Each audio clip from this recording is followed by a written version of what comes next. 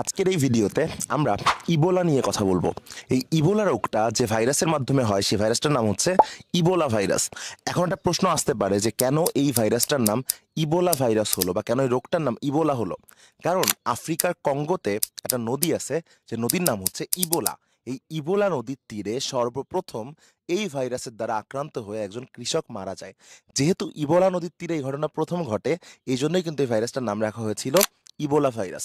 এই ইবোলা ভাইরাসের কারণে আমাদের দেহের কোষ ফেটে যায়, যা আমাদের দেহের কোষকে ধ্বংস করে দেয় এবং আমাদের প্রতিরক্ষা ব্যবস্থাকে কিন্তু ধ্বংস করে দেয়।